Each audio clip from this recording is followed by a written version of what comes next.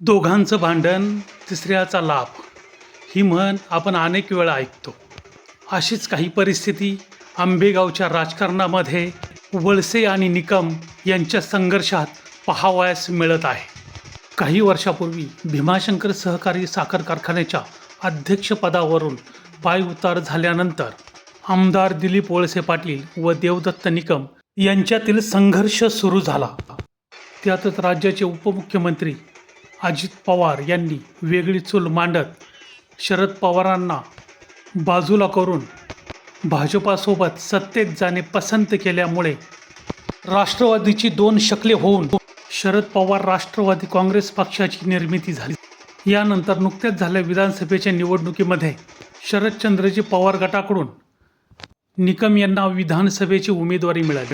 या निवडणुकीमध्ये अत्यंत अल्पशा मतांनी निकम यांना वळसे पाटलांसमोर पराभव पत्करावा लागला. महानगरपालिकांच्या निवडणुकीनंतर दोन्ही राष्ट्रवादींनी एकत्रित येण्याचे संकेत दिले व त्यानंतर जिल्हा परिषद निवडणुकीमध्ये दोन्ही राष्ट्रवादी एकत्रितपणे निवडणूक लढण्यास सज्ज झाल्या. मात्र आंबेगाव तालुक्यामध्ये दोन्ही राष्ट्रवादी एकमेकाविरुद्ध लढत आहेत. दोन्ही शिवसेना एकत्र करून निकम हे वळसे पाटलांना राजकीय शह देण्यात यशस्वी ठरले असतीलही, परंतु त्यांचे राजकीय भवितव्य अस्थिर दिसत आहे. कारण पुढील काळात आपल्या पक्षातील उमेदवारांना बाजूला सारत दुसऱ्या पक्षातील उमेदवारांना पाठिंबा देण्याच्या रणनीतीमुळे स्वपक्षातील कार्यकर्ते नाराज होऊन इतर पक्षात जाऊ लागले आहेत. त्यामुळे या राजकीय चक्रव्यूहात वळसे पाटलांऐवजी देवदत्त निकमच अडकत चालले आहेत की काय, असा प्रश्न निर्माण होत आहे. याचाच परिणाम म्हणून राष्ट्रवादी काँग्रेस शरद पवार गटाच्या महिला अध्यक्षा पूजाताई वळसे पाटील यांनी शिवसेना शिंदे गटामध्ये जाहीर प्रवेश केला आहे. भविष्यातील आपल्या राजकीय भवितव्याचा कुठलाही विचार न करता फक्त वळसे पाटलांना शह देणे या उद्देशाने घेतलेला निर्णय देवदत्त निकम यांना राजकीयदृष्ट्या घातक ठरू शकतो असे अनेकांचे मत आहे. कारण भविष्यात निकम यांच्यामुळे निवडून येणाऱ्या विरोधी पक्षातील लोकप्रतिनिधींचा फायदा निकम यांना मिळणे कठीण आहे. दरम्यान या कार्यपद्धतीमध्ये स्वपक्षातील लोक विरोधी पक्षात जाणे व विरोधी पक्षाचे उमेदवार निवडून येणे या दोन्ही गोष्टींमुळे निकम यांचा राजकीय तोटा होऊन त्यांची स्थिती तेलही गेले आणि तूपही गेले, हाती धुपाटणे आले अशी होऊ शकते. असलेल्या या तालुक्यामध्ये अतिशय महिलांचं प्रभावी संघटन करणाऱ्या या आमच्या तरुण महिला सहकारी असून आपल्याला कल्पना आहे की अनेक जी आंदोलनं झाली, मधल्या काळामध्ये बिबट्याच्या बाबतीत सुद्धा जे आंदोलन झालं त्यामध्ये अतिशय प्रभावी काम त्यांनी केलं. महिलांच्या बाबतीमध्ये अतिशय जमिनीवर उभं राहून काम करणाऱ्या या कार्यकर्त्या आहेत.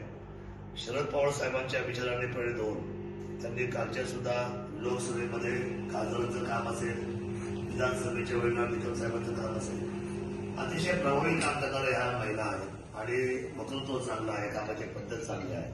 आज जिल्हा परिषद पंचायत समितीच्या होऊ घातलेल्या निवडणुकीमध्ये आज माघारीचा दिवस आहे. त्या स्वतः इच्छुक होत्या आणि त्यांनी खूप प्रयत्न केले की मला त्या ठिकाणी संधी मिळावी, परंतु शेवटी सगळा मतदारसंघाचा विचार पाहता अरुणराव गिरे साहेबांना ज्यांनी अतिशय सुंदर काम केलं मागच्या वेळेला, थोड्या मताने मागच्या वेळेला डिसेंबरवर त्यांना पाहावं लागला. पण सर्वसामान्य जनतेचे नाळे म्हणून काम करणारे हे व्यक्तिमत्व गेले 30 वर्ष समाजामध्ये काम करत आहे. त्यामुळे त्यांना पाठिंबा देण्यासाठी रविशेठ वळसे पाटील सुद्धा या प्रक्रियेतून थांबलेले आहेत. त्यांच्या बरोबरीने उतरलेले खांद्याला खांदा लावून. दुसरी गोष्ट म्हणजे की बाळासाहेब या ठिकाणी या गावचं नेतृत्व करतात, बाळासाहेब त्यांच्या बरोबर आहेत. सन्माननीय आता पूजाताई यांनी प्रवेश घेतलेला आहे शिवसेनेमध्ये. ही गोष्ट मी शिवसेना सचिवांना वरती कळवलेली आहे आदरणीय राम रेपळे साहेबांना, आणि त्यांनी वरतून सांगितले की आता निवडणूक चालू आहे पण या महिलेला संधी आपण प्रवेश करून घेत असताना त्यांना महत्वाच्या पदाची जबाबदारी द्या. आज जिल्ह्याच्या 13 तालुक्यामध्ये काम करण्यासाठी त्यांना या ठिकाणी उद्योग व सहकार महिलेचं अतिशय जबाबदारीचं पद शिवसेना परिवाराकडून द्यायचा निर्णय झालेला आहे, ते मी घोषित करतो. आणि ह्या निवडणुकीमध्ये अतिशय देवाचं दान करून या शिवसेनेच्या धनुष्यबाणाला विजय करण्यासाठी 3ही उमेदवारांसाठी त्यांनी अतिशय ताकदीने प्रयत्न करावे.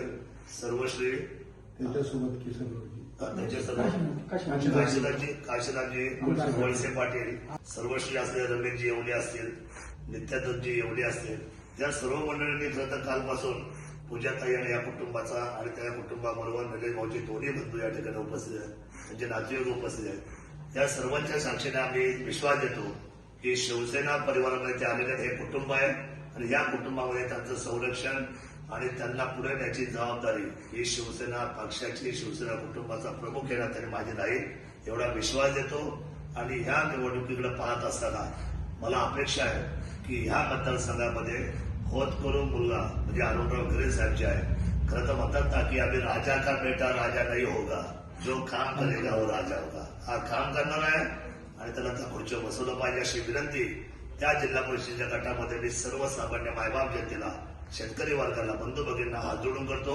आणि शिवसेनेला तुम्ही विजय मिळवून द्या, 100% आम्ही तुमच्या घरापर्यंत विकास आणून सोडू एवढाच विश्वास देतो.